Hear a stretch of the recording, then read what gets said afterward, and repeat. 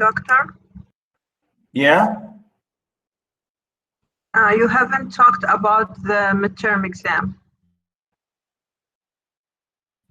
Oh, I said, I think, as I said before, the midterm exam, just somebody asked me about it. I said, could be, what do you mean talk about meaning the contents? What kind of questions and things like that? Or when is the time? Well, I think it will be next week, so the content. Yeah. So I'm saying, yeah, I was just saying if you want it next week, you know, the second lecture, yeah, fine, no problem. Well, the exam really will be quite simple, really. I will, as usual, let me maybe show you an example. Now, normally, really, the like, you know, these tests, like test 1 here or test 2, it's the same thing. Now, in general, I will give you 3 main questions. The first one, I say, Doctor, yeah, it doesn't appear on the screen. yeah. I'm just saying, I'm not going to show you the questions. I'm just telling you the kind of questions. Okay. Okay. Yeah. So we will have mainly 3 questions. Okay. 3 questions. The first question, I say, define with some detail the following terms and don't write more than 4 lines each. And then I will give you 3, 4 terms, and I'll give you extra one, maybe 2, maybe. So from where? From the poetry terminology, which we have gone through quickly. Remember, like when I say today, for example, we say what is narrative poetry, what is dramatic poetry, what is dramatic monologue, what is elegy, what is meter, what is etc. From all those terms, we will have 4 to define. And I say with some detail. You may say, well, doctor, we have the book with us. I say, okay, but you know, I expect you to write in your own sort of way, to give me the definition with your own way of explaining it. And you know, if you can give me examples, yeah, I mean, in your style. Don't write word for word from the booklet, because really this is not good, because this is, again, will affect your really performance. Now, the second question, I say, identify and explain the following poetry quotations by naming. Again here, this is question number 2. So the first question, 4 marks, for example, 1 for each. Second question, I say, identify and explain, not just identify, but explain also the following poetry quotations by naming the poet, the poem, and the significance of the quote with reference to the whole source poem. So I will give you quotations of those poems we have been studying. I will give you parts and parts and parts here and parts there, 1 stanza, 1, 3 lines, 4 lines, 5 lines from here, here, and there.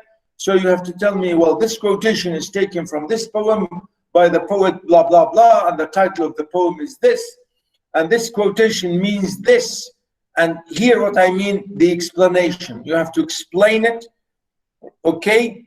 And you have to maybe talk about it with reference to the whole poem, not just to say, well, this is from the poem this and the poet is this.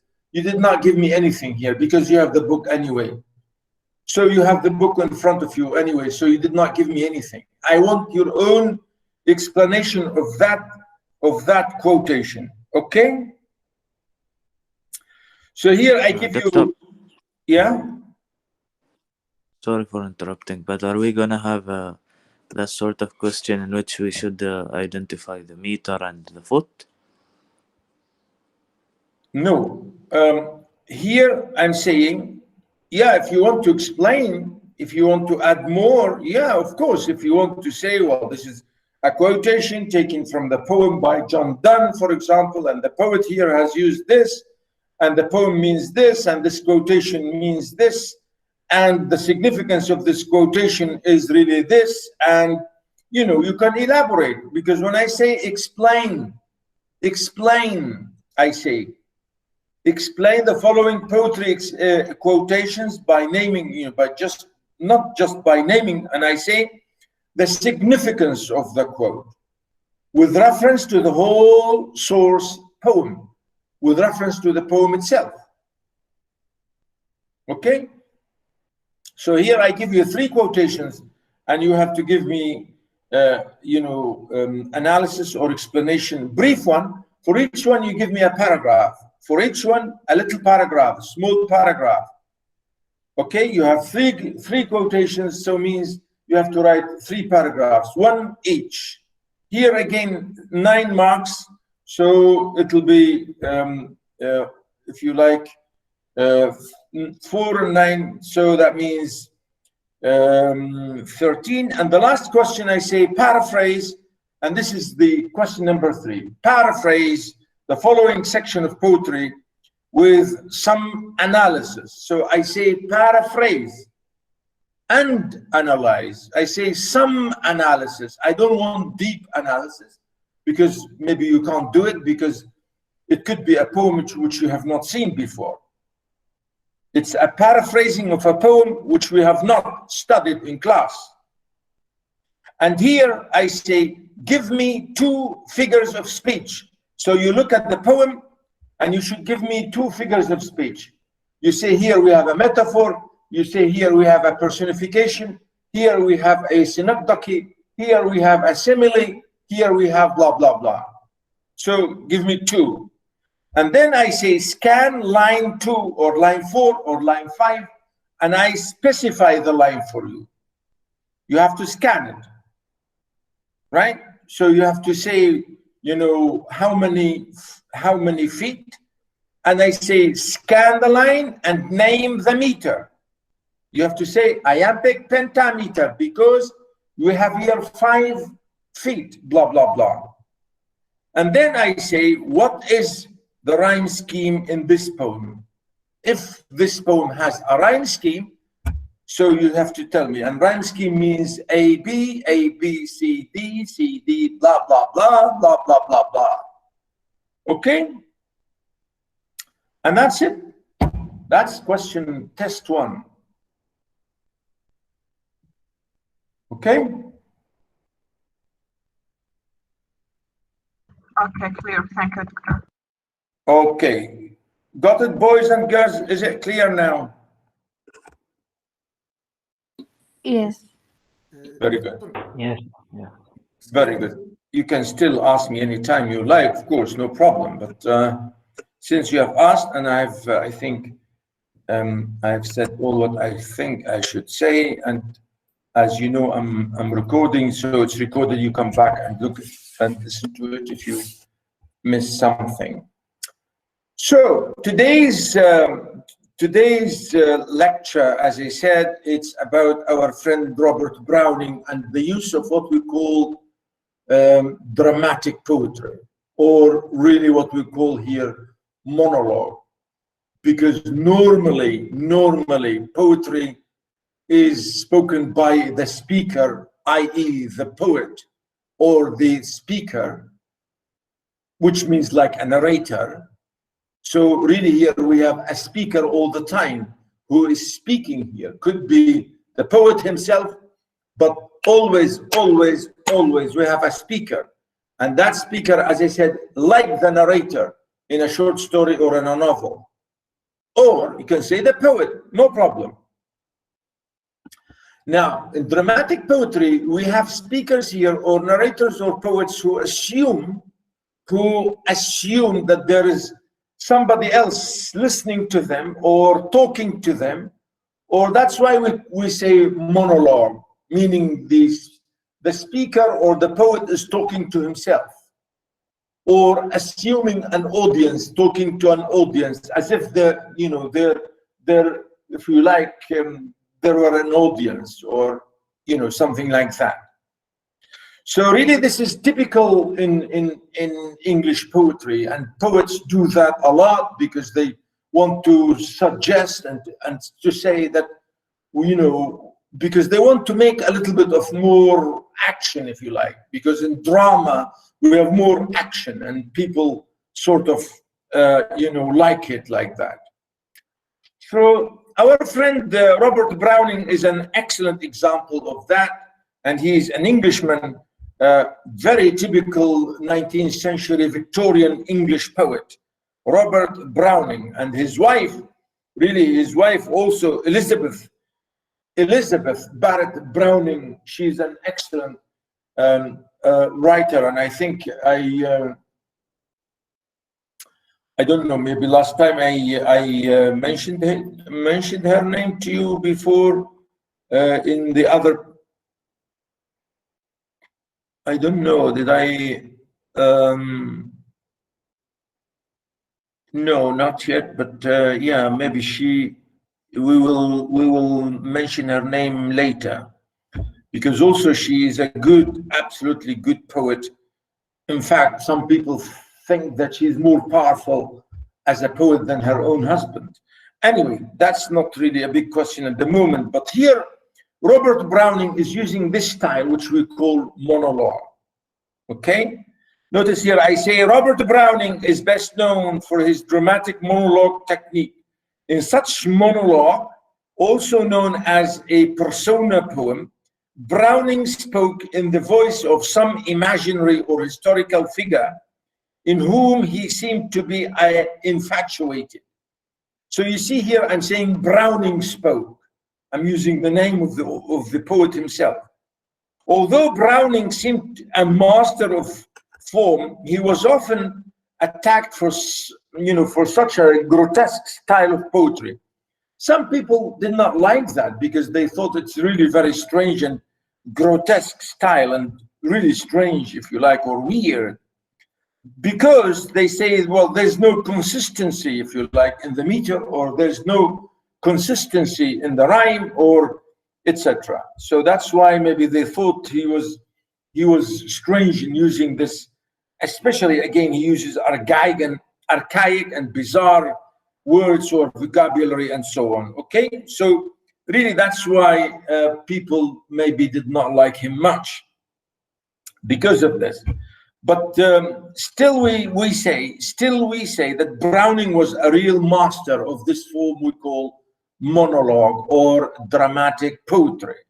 And I think we have more examples later on. I will show you more examples which can be seen exactly the same thing, because always poets, when they speak, like, you know, they speak about a certain subject or a certain person or a certain, you know, figure. Like when we've seen the poems with you know, the poems I have read for you last time by Wordsworth and by Coleridge, or by Byron, or all those poems, always there is somebody there, and you're talking about somebody, or about Lucy, or about a girl, or a young girl, or a woman, or whatever. Really, it's something always there, if you like. So here we say the dramatic monologue in poetry shares many characteristics with a theatrical monologue. An audience is implied, there is no dialogue. So here we say we think that there is like an audience. The implication is that there is like, there might be like an audience, but in reality there's no audience, you know, because it's a poem and the poet is writing a poem on his own. He's not talking to people. But always the assumption that there is an audience. Okay, so that's why here we say the poet speaks through an assumed voice or a character or a fictional identity, or we call it a persona, you know. Again, we say here, because a dramatic monologue is by definition one person's speech, it's offered without overt, if you like, analysis or commentary, placing emphasis and so on. So I'm saying here that poets do not elaborate a lot because you're not a narrator and you're not giving commentary, you're not giving judgment, you know. So that's why this technique is very, if you like, suitable mainly in oral tradition, in Greek old traditional really poetry. And the example here is, we shall see is by him. Again, the last sentence I say really, dramatic monologue. In the dramatic monologue, one person only is speaking, but reveals the presence, action, or thoughts of the others who are in the same place or in the scene at the same time, at the same place, of course, as in a real or normal, conversation. But as I said, the whole thing is assumed. The whole thing is supposed, is imagined. So dramatic monologues then show real or stark here, I say very clear, absolutely sharp, vividness and, compression. And I think that's enough here about my little introduction. You can see it. And my last Duchess is the example here. Have you read the poem, Boys and Girls?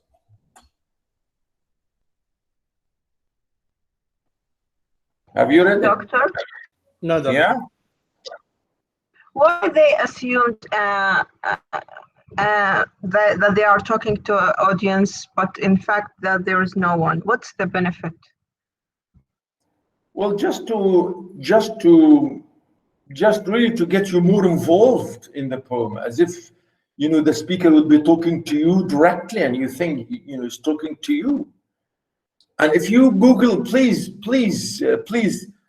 Google the name on the net, and you will find on YouTube, you'll find this poem read by great actors, English actors, and you can see that. Really, you can please do that because I don't really want to show you here. If you want, I can, but it's really interesting to if you can see it there. It's just really to make more effect, to make the poem more powerful. It's more if you like, dramatic. That's why, to make people more to react with you, to as if to say, to participate in the action. Yeah, somebody said to make it, yeah, more theatrical. Absolutely, yeah, very good. Yeah, that's why really, to get you more involved in the thing. Yeah, so our friend here, the poet or the speaker, is talking to us about his wife, his last wife, and he called her my last Duchess. Means he's a duke, he's a royal man, he's a duke, and his wife is a duchess, and he killed her because he's a terrible, jealous man. Why he killed her? Because she smiles to people. So we say, come on, man, can you do that? How can you kill your wife just because she smiled, or because she smiles innocently, smiling to people? Well, I mean, this is the idea. Here the man is telling us his story in a really amazing way, or as if to say, well, I did this because of this and this and this, and he's trying to tell us why he did it, in an angry way, or maybe asking us to forgive him. But really, I will never forgive him. So here I gave you even a long analysis of the poem. You can see here, I gave you that. You can see this and you can read it. Okay, so I'm not going to read it with you here, but I say here, the Duke, notice here, I go back to the poem, as you can see. it's really about this Duke and his wife, and the way he's telling us how he what he did, and he's guilty, and maybe he's sad, and maybe he's guilty, and he wants us to forgive him and to say, you know, but again he's saying to us, here I have another one, you know, my new coming, you know, somebody came as a messenger, arranging for him to marry again, to have another wife, and who's, you know, who's going to do, maybe, I don't know, is he going to do the same with the other one? Is he going to be this, you know, this Enkidu Gilgamesh story, you know, to kill the wives all the time? Come on. You know, this is really the story. You can, you know, you can say whatever you like, really, but it's the story really here. It's supposed to be taken from real life. It's a story, notice here in the footnote. Notice Alfonso here, Duke of Ferrara, as you can see here in the footnote, in northern Italy, had married his first wife, daughter of etc., Duke of Florence in 1558 when she was 14. She died on April 21, 1561, under suspicious circumstances, and soon afterwards he opened negotiations for the hand of the niece of the court of Tyrol again, and so on. So the idea, as if to say, maybe this was a real story. Somebody killed his wife, and in a mysterious way, a strange way, wicked way, criminal way, we don't know.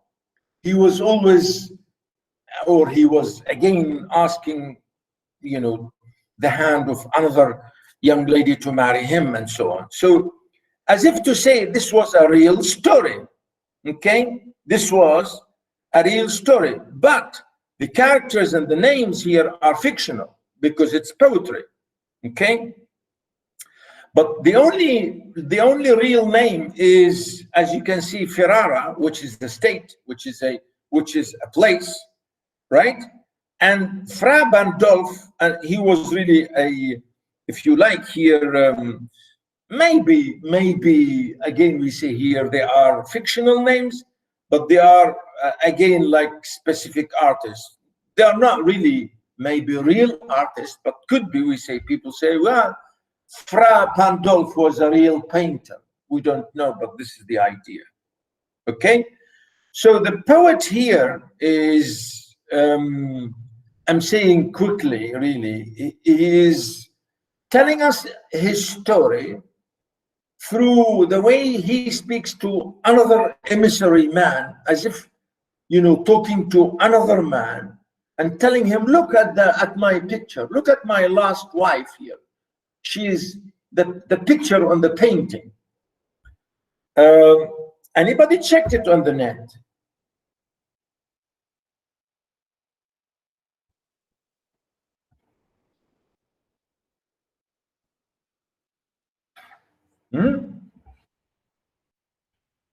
Anybody? The name of whom, doctor? Yeah, no, the poem itself. Have you checked it? Oh no, I haven't read it before. Anybody?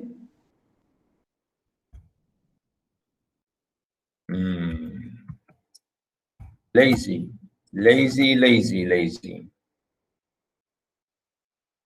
Let me show you this.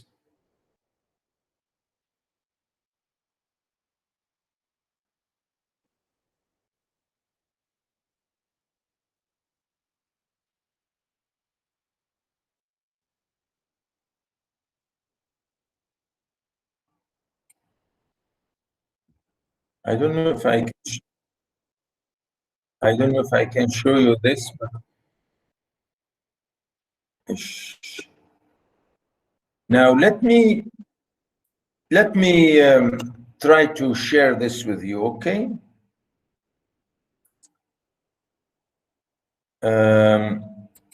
Yeah, how can I do that? Let me check. Let me check.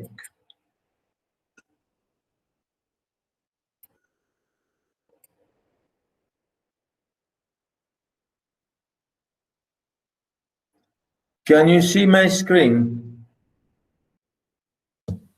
Yes, doctor. Yes. Yes, doctor, we can. The YouTube thing. Yes. Okay, that's it. My Last Duchess, read by Ralph Cotterell. And this is the painting. And I think I want you to listen to this. It's only 5 minutes.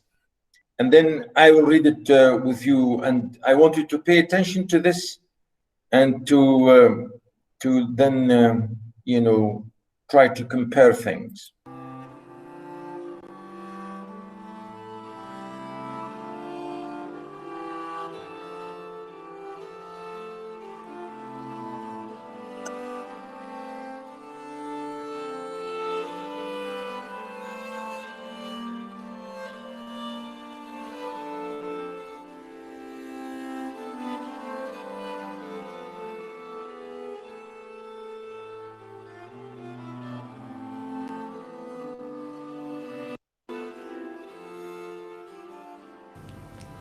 That's my last Duchess painted on the wall, looking as if she were alive. I call that piece a wonder now. Frau Pandolf's hands worked busily a day, and there she stands. Will please you sit and look at her. I said Frau Pandolf by design, for never read strangers like you that pictured countenance, the depth and passion of its earnest glance. But to myself they turned, since none put by the curtain I have drawn for you but I, and seemed as they would ask me, if they durst, how such a glance came there. So, not the first are you to turn and ask thus. Sir, 'twas not her husband's presence only called that spot of joy into the Duchess' cheek. Perhaps Frau Pandolf chanced to say, her mantle laps over my lady's wrist too much, or paint must never hope to reproduce the faint half-flush that dies along her throat. Such stuff was courtesy, she thought, and cause enough for calling up that spot of joy. She had a heart, how should I say, too soon made glad, too easily impressed.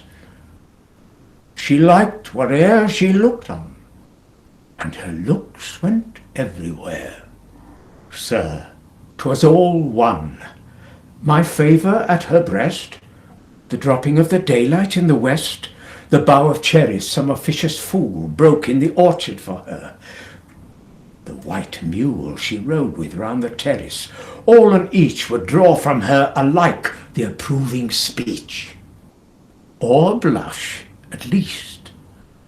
She thanked men, good, but thanked, somehow I know not how, as if she ranked my gift of a 900-years-old name with anybody's gift, would stoop to blame this sort of trifling.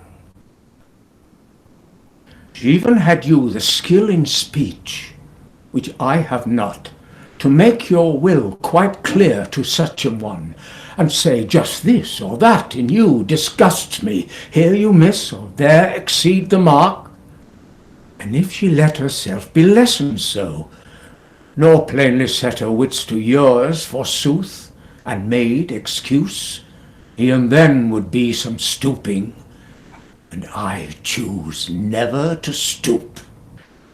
Oh, sir, she smiled no doubt whene'er I passed her, but who passed without much the same smile? This grew. I gave commands.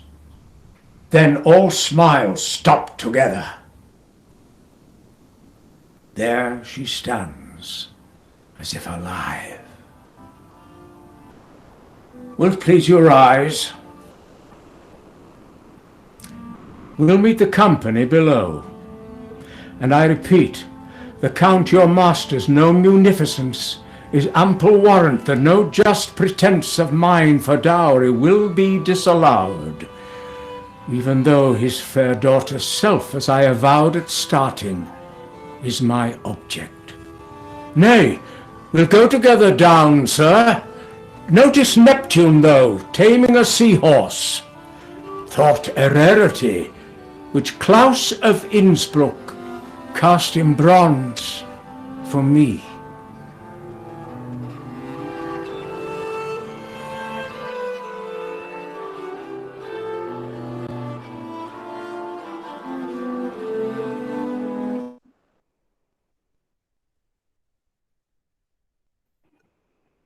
Yeah, what do you think?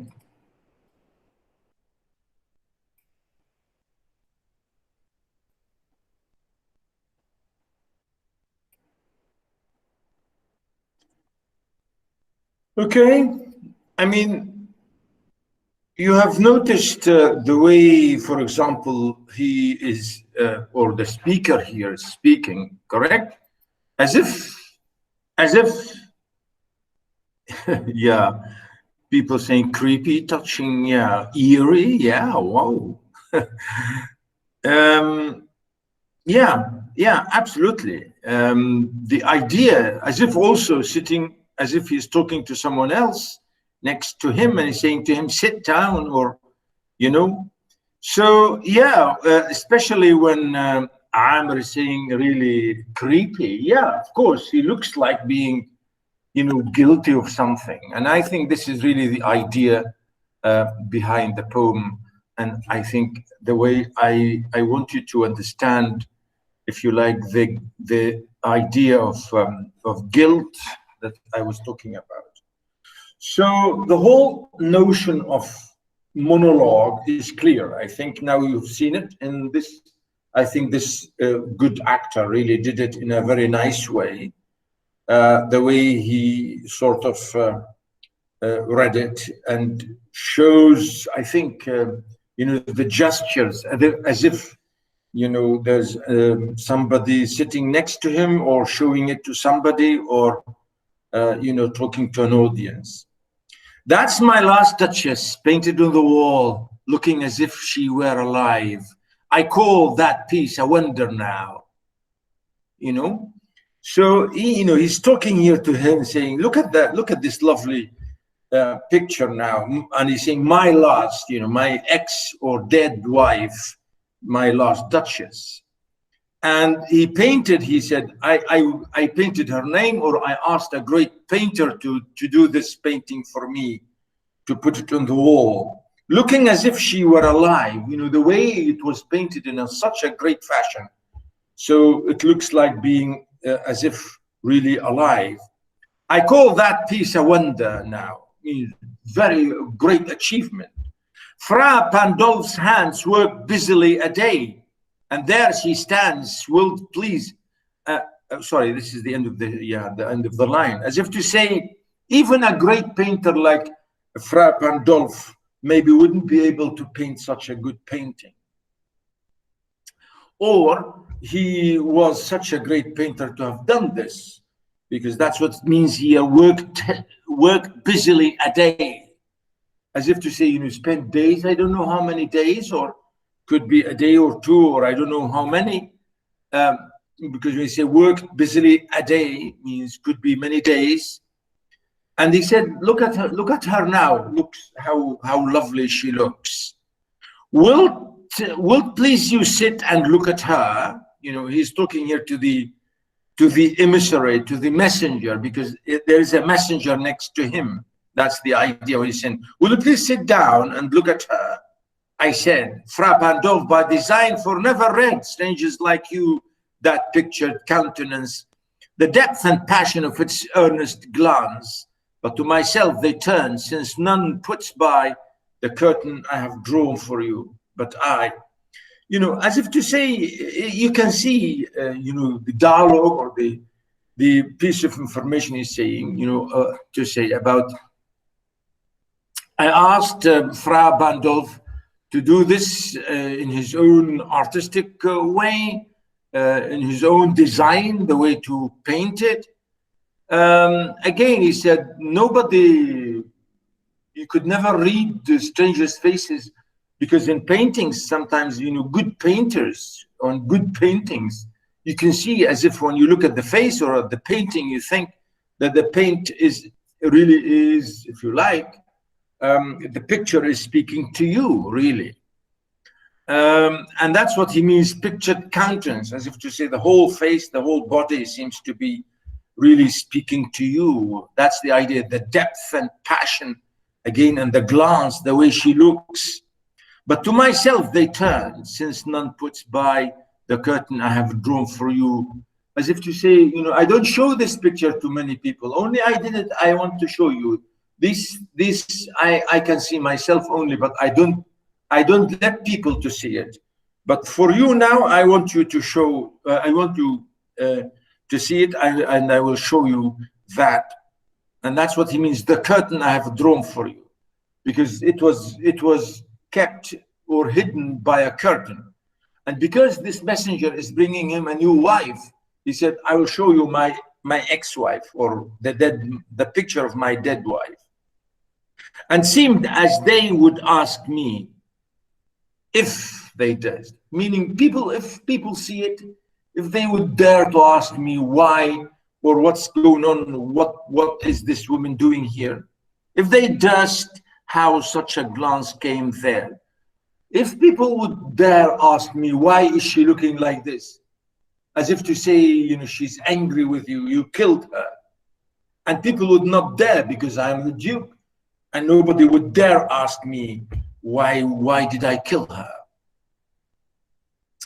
Notice, not so not the first are you to turn and ask thus. So maybe could be you are not the first one to ask this question. Why is she looking like this, and why did you kill her, maybe? Or, of course, later on he says, I killed her, or I asked my men to kill her. Sir, it was not her husband's presence only.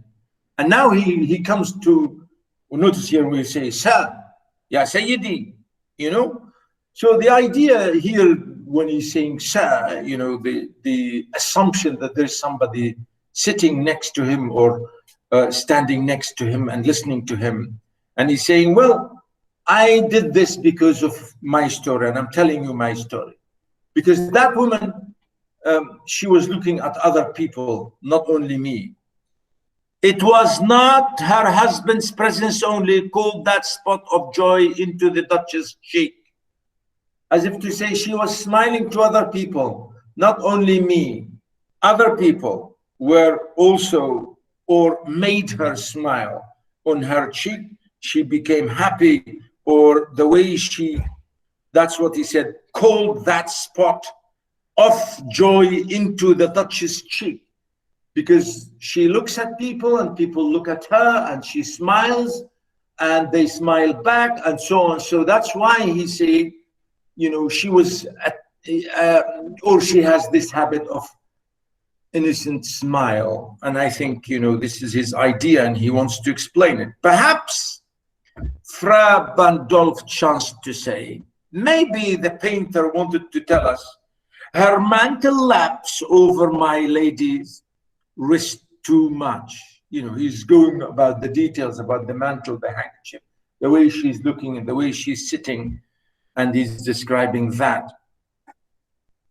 Or paint must never hope to reproduce the faint half flush that dies along her throat. Or maybe that picture really would not show you exactly how she felt, how her body, her looks really, and everything, as you can see, describing her throat, her neck, her face, her chin, her cheek, everything. Such stuff was courtesy, she thought, and cause enough for calling up that spot of joy. He's saying, well, she was saying it was only courtesy to smile to people. It's only being nice and being gentle to smile to people. and it doesn't mean anything. You know, people do that. You know, you just smile to people with no bad intention whatsoever. And there are cases like this. He's saying, well, she's saying, I did this because it's nothing, there's nothing bad or no bad intention. It just, you know, she said courtesy. Okay, so this is the idea she's saying. She had a heart, how shall I say, too soon made glad, too easily impressed. She liked whatever she looked on, and her looks went everywhere. Well, you know, we men are funny sometimes. Yeah, well, you know, he's really a jealous man. He does not want his wife to look around or to see or to, you know, he's just saying, he said, the way she is, she has, you know, her heart, she could be easily pleased. Her heart, as he's saying, you know, too easily impressed and too easily liked, and she liked it, and you know, so that's his problem, really. Sir, it was all one, my favor at her breast, the dropping of the daylight in the west, the boughs of cherries, some officious fool broke in the orchard for her, the white mule she rode with round the terrace, all and each would draw from her alike the approving speech, or blush at last, or blush at least. Again, I think he's exaggerating and elaborating, and the way he's saying, yeah.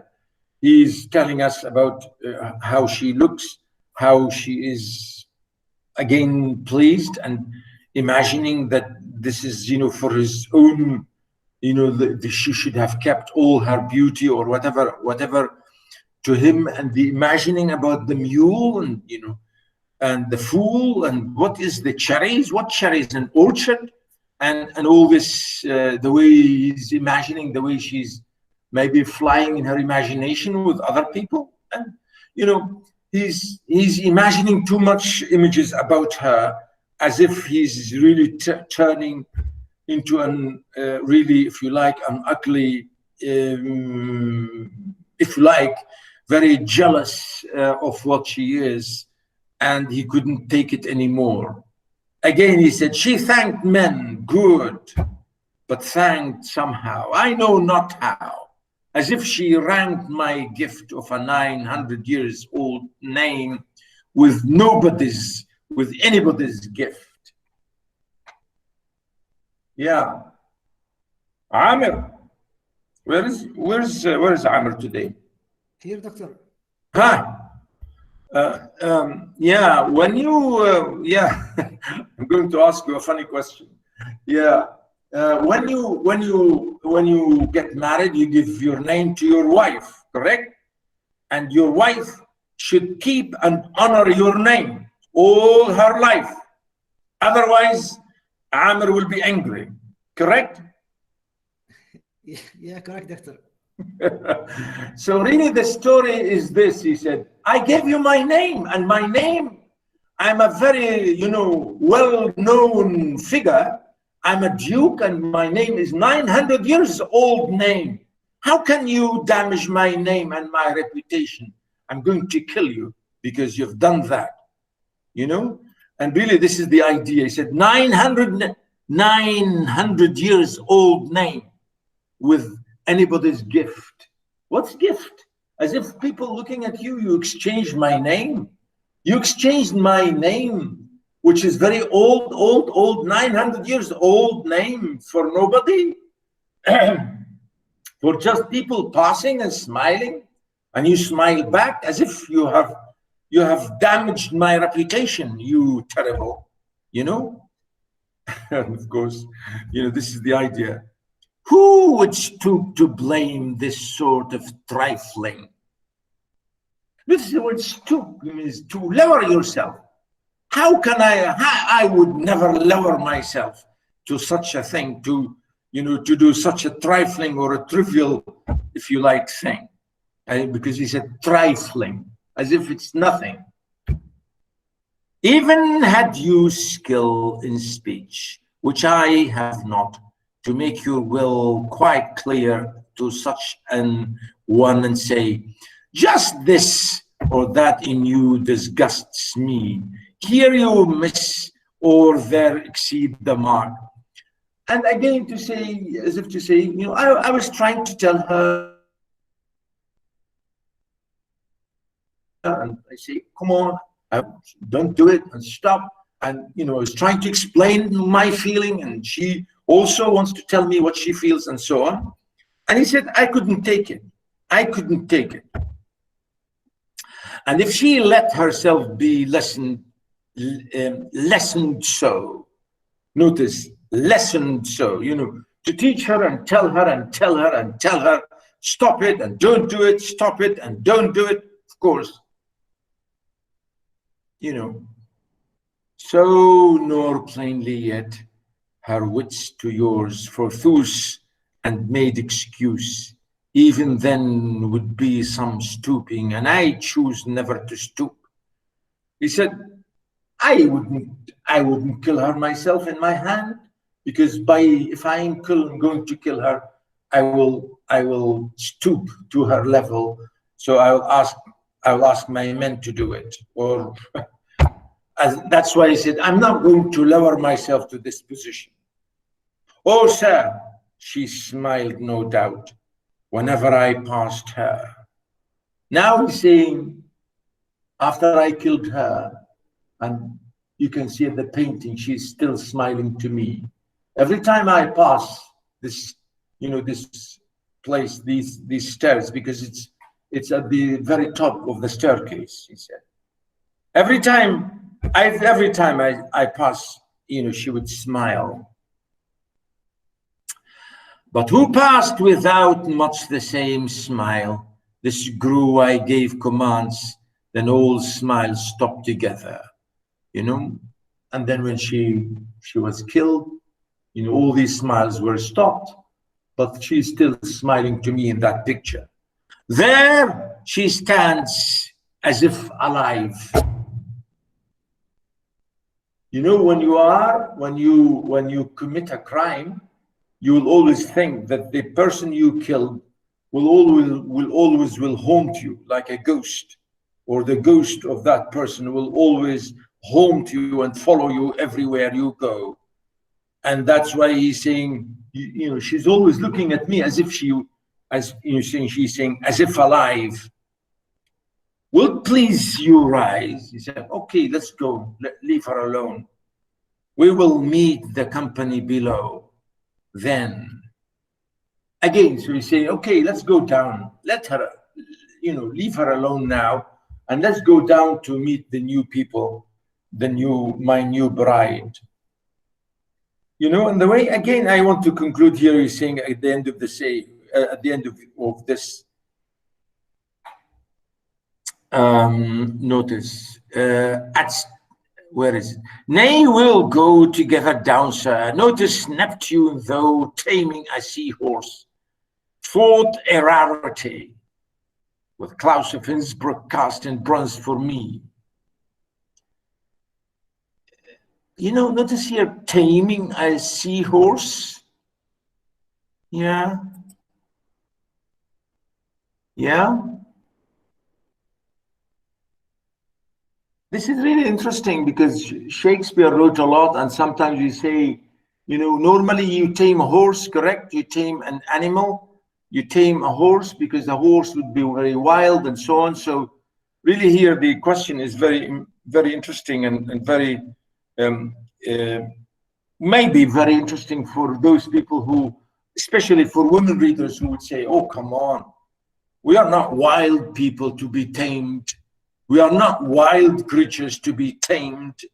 And as you say, you know, the question here, to go back to mythology, Neptune,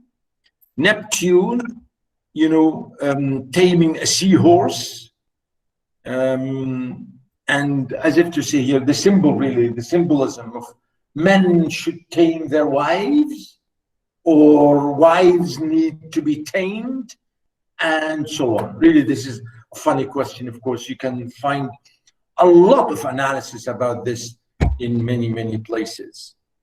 Now, that's it, really, the example of what we call here monologue. And I think that's enough about this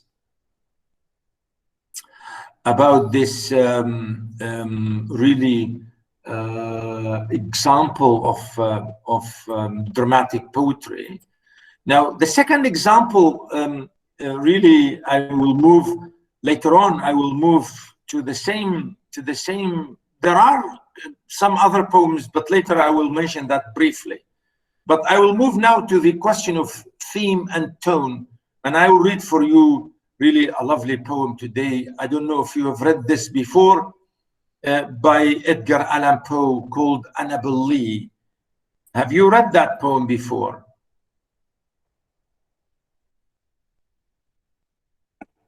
Yes. Yes, doctor. Oh, you read that, Annabel Lee. Yeah, what do you think?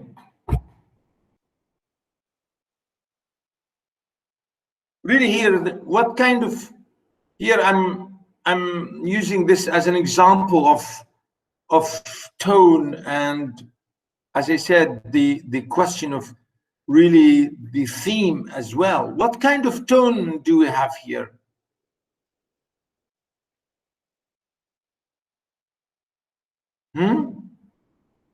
Yeah, boys. I love fairy tale. Sorry, it's like that. Sorry, again, did you say? Like it's like a fairy tale. Oh, a fairy tale. Yeah. Yeah. Yeah. Yeah. And the theme is Love. Did you say loss or love? Love. Love. Yeah. Yeah.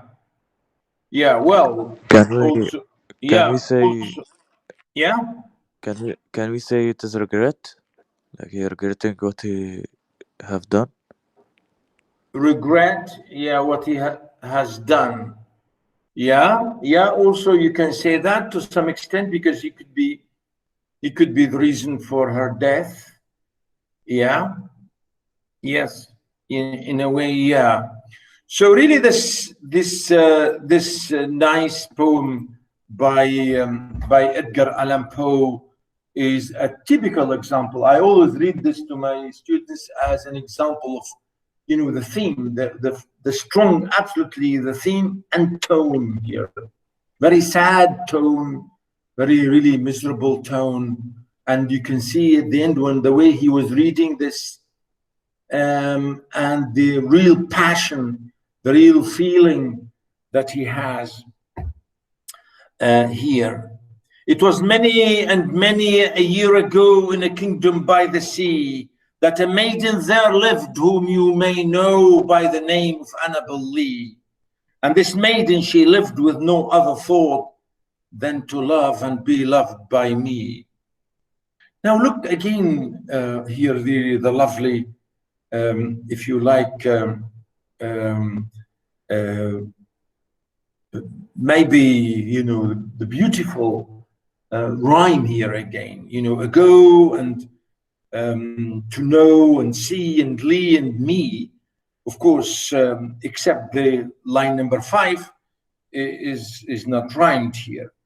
And of course, you can see later on a lot of differences in or varieties, if you like, in that. But you can see again, I think later on I will tell you again, as for the sake of musicality, with Edgar Allan Poe as a very typical example of poetry for musicality, really.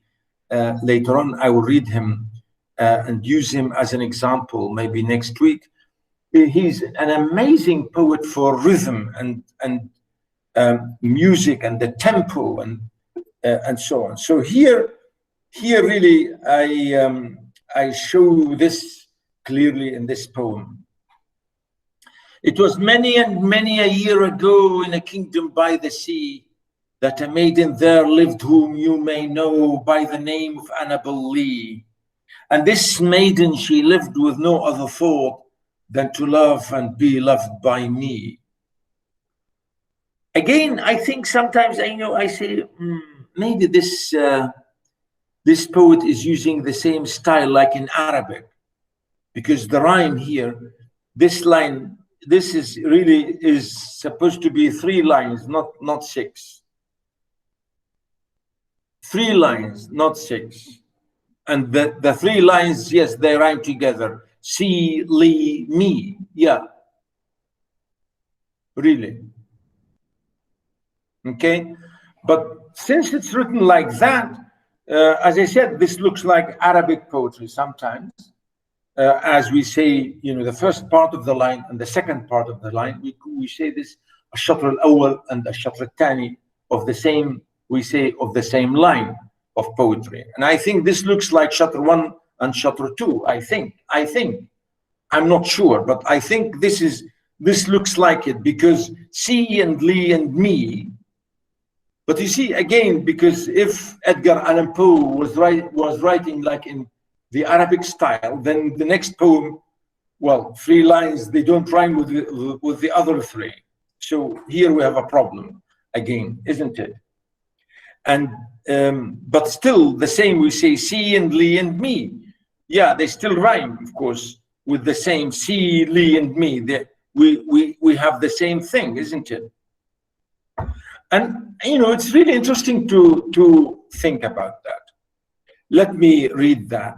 She was a child and I was a child in this kingdom by the sea, but we loved with a love that was more than love, I and my Annabel Lee, with a love that the winged seraphs of heaven coveted her and me. And this was the reason that long ago in this kingdom by the sea, a wind blew out of a cloud, chilling my beautiful Annabel Lee, so that her high-born kinsman came and bore her away from me to shut her up in a sepulchre in this kingdom by the sea. The angels, not half so happy in heaven, went envying her and me. Yes, that was the reason, as all men know in this kingdom by the sea, that the wind came out of the cloud by night, chilling and killing my Annabel Lee. But our love, it was stronger by far than the love of those who were older than we, of many far wiser than we. On neither the angels in heaven above, nor the demons down under the sea can ever dissever my soul from the soul of the beautiful Annabel Lee. For the moon never beams without bringing me dreams of the beautiful Annabel Lee. And the stars never rise, but I feel the bright eyes of the beautiful Annabel Lee. And so all the night tide, I lie down by the side of my darling, my life and my bride, in the sepulchre there by the sea, in her tomb by the sounding sea.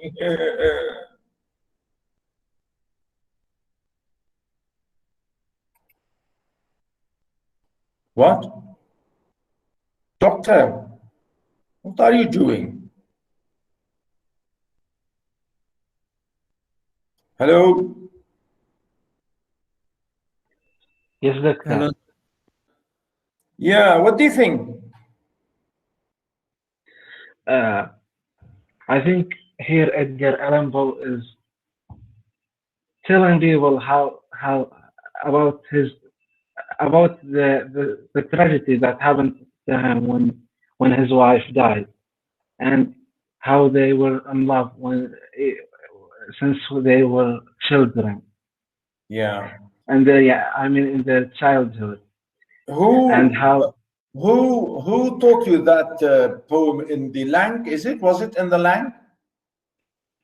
No, in literature one, doctor. You taught me.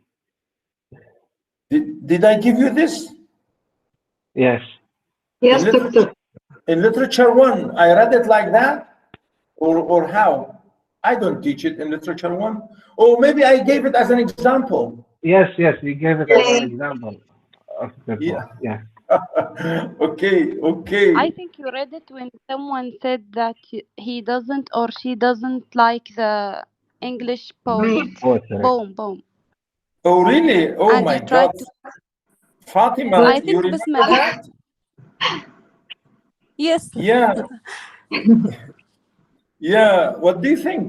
Do you still like it? Do you think it's lovely, or I don't know, because I did not teach all these people here in the I last don't term. know if she was convinced or not. You can ask Yeah. her. Well, I can't remember her name now. Anyway, that's not important. But you see, really, the poet here is, you can feel the tone, isn't it? The way I read it, isn't it? And I was acting a little bit, isn't it? You can feel that I was acting a little bit. Correct? Yes, yes. Yeah. So really, the tone here is absolutely important. You can see the sadness and the misery, and the as if he's crying, as if he's really angry that they took away, from him his love, and they kept her in a prison, and then she died, and maybe he thinks that, maybe he was to blame because he took her away, or he took her to outside when she was when she called the, if you like, I don't know, she became cold, and she caught the cold, and then she died out of it as a result of this. And maybe he blames himself for this, yeah, as a sense of regret and a sense of guilt that he made her feel, or he maybe caused her death. Of course, could be indirectly, I don't know. But yeah, the poem here is the feeling and the strength of the language and the power of I think the images here is really amazing, about his young lady, Annabel Lee. Again, the way I think it doesn't need we don't need really to explain it more, but you can see the real texture and the strength of the words and the images. The way the love, he said, nobody loved better than us. And again, he's saying everybody envied us. He said, even angels in heaven, envied us. Even demons, underneath also. I mean, he's exaggerating anyway, but this is really an amazing poem, and I think it's a lovely one as an example of both, passion and love and theme and ideas and so on, and music and tone and so on. Okay, and I think it's very easy. I'm not going to explain it anymore because I think it's quite clear as it is. Now I will move to, I still have 10 minutes. I'll move to another poem, which is another example of what we call here really the theme, and again with the tone, and is Astrophil and Stella by Sir Philip Sidney. Now, Sir Philip Sidney is an Elizabethan poet. We can see him here, I think, with the other guys here. Where is he?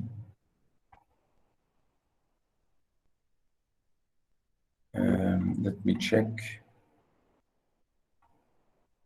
Yeah, here. Philip Sidney, Sir Philip Sidney is an Elizabethan poet, contemporary to Shakespeare, and really even he died before him. He was really such a powerful poet, really, and as you can see, his name Sir, You know, he was also part of the royal family at that time. And he was such a great poet and the defender also of poetry. And this poem is an example of that. Again, it's called Astrophel and Stella. Really, it's about again imagining, the speaker or the poet here is imagining a story in the same way his love story to or a man and a woman. Astrophel is the name here of the man, of course, imaginative name, and Stella again is the name of the girl or the woman. But you see, the story here is terrible, if you like, to some extent, because the story is about a man who's in love with a married woman. And of course, if you love a married woman, you know, this is illegal and not good, and you should not, because this is not good, because it's going to be, you know, miserable, and it will not work because she's married. So you should not do it. So here really, Sydney, of course, I'm talking here about the speaker of this poem. And there are people who said it's really about Sydney himself in real life. Because, you know, the question here, because it seems that he was in love with a young lady or a woman or a married woman. And later on, it's mentioned here, I think I will maybe show you this in some of the examples here. But Sydney is, of course, in an amazing poem, a very long poem here called Astrophel and Stella. And he wrote it in the sonnet form. So each stanza, 14 lines. Remember, we said a sonnet is a stanza or a paragraph of poetry, 14 lines, 14 lines. As I said, the sonnet is done by Shakespeare, by Petrarch in Italy, and by Shakespeare and by Spencer, Edmund Spencer, and by Sydney here. These are the most well-known people who have used the sonnet. And I think the sonnet is a lovely form. I like the way sonnets are done. Really, they are lovely, and the way they are written, I think they tell lovely stories. And Sydney wrote this huge poem, very long poem, and he called it Astrophel and Stella. And as you can see, Astrophel, really people say Phil is part of, you know, Philip, because his name Philip, you know, Philip Sydney, Phil, Astrophil, and so on. So here I think I say that a poem, again, before that I mentioned something here about, he wrote also really excellent books, or an excellent book about poetry, and he called it the defense of poesy, or defense of poetry, or he called it an apology for poetry, because he thinks that people did not really understand poetry in a real sense. So that's why he wrote even a book about the value of poetry. So I say here, a poem, Astrophel and Stella, written in a sonnet form, concentrate primarily on attitudes and states of mind, whereby the poem centers on a single experience, Astrophel's obsessive and rejected love. You know, this is the idea, but, well, rejected because he fell in love with a married woman. And of course, the married woman, you know, kicked him away. He said, get lost. I'm a married woman. Come on, get lost. And notice here, it's psychologically really here, it's a very psychological sort of thing. And that's why here we're talking about the theme and about even the tone, which is, as we know, the terrible, sad tone. Psychologically reveals Sydney's hidden desires or regrets or conflicts of conscience, which resulted from the social pressures and moral restraints of his time. Even though the reverberating theme of the poem is one of the moral, if you like, bleakness, because morally is bad. You know, we say it's immoral to be in love or to fall in love or to try to lure or to tempt a married woman. It's immoral, it's bad, it's ugly to do that. But you see here the lesson really to say, well, if you do that, you will never get anything. And that's really the idea here, that Sydney is saying, well, what is right is right, and what is wrong is wrong.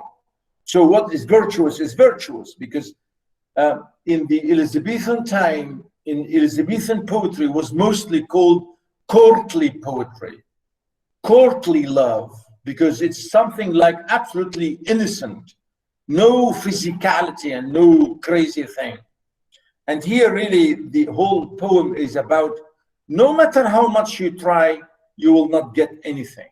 And we shall see, of course, many examples of this.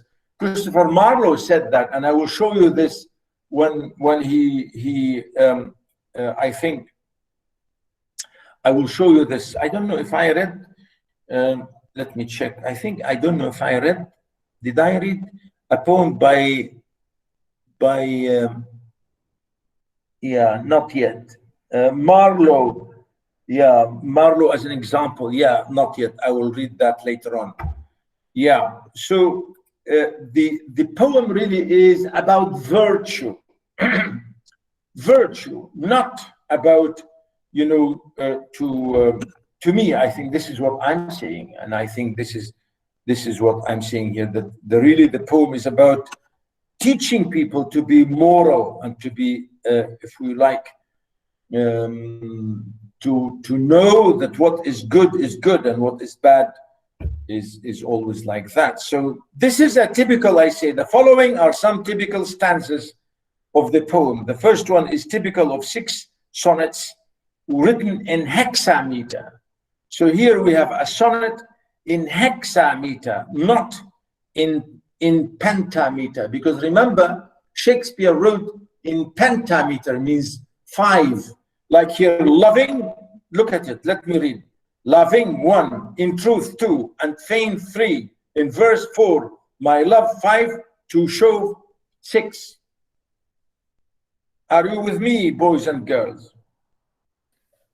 Yes, Yes, Doctor. Yes, This is what we mean by 6. Hexa means 6. Okay? Loving, loving, loving, 2 syllables. Loving, 1. In truth, 2. And fame, 3. In verse, 4. My love, 4, 5. To show, 6. Hexameter, iambic, unstressed, stress, love, isn't it? That's what I'm saying here. So really, it's really very really good example here. Notice again, Sydney uses a variety of rhyme schemes. Again here, as you can see, the structure of the individual sonnets amounts to octave rhyming AB, AB, AB, AB. Notice here AB, show, no, woe, flow, A, and then B, pain, obtain, entertain, and brain. So B, B, B, B, correct? So that's what I'm saying, A, B, A, B, A, B, A, B, followed by a sestet, which is 6, where the rhyme scheme is completed in the first 4, like CD, CD, indicating an expected change in the feeling or argument, the final couplet EE. Notice, let me say, so the first 8 lines we said AB, AB, AB, AB, and the next 4, notice here, stay with way, notice, blows with throws. So we said AB, AB, CD, CD, and then EE, spite and right. You following, boys and girls? Yes. Yes, Doctor. Very good. This is what we talk here about the structure and the formality and the poeticism, if you like, about the meter and about the rhyme. And then when you read it, of course, you will focus more and more about other ideas. I will stop here, boys and girls, Ladies and gentlemen, thank you for being nice people. And I will stop my recording. And I will, if you have any questions,